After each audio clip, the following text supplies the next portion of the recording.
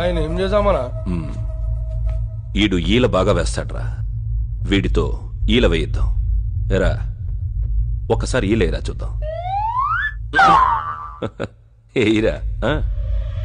మీరింత సీరియస్ గా తీసుకుంటారనుకోలేదు sir. Serious ఏముందిరా, వాడు సంధ్యను ఎత్తికెళ్ళిపోతూ ఉంటే నీకు బాగా కామిగా అనిపించింది కదా, ఇది అంతే.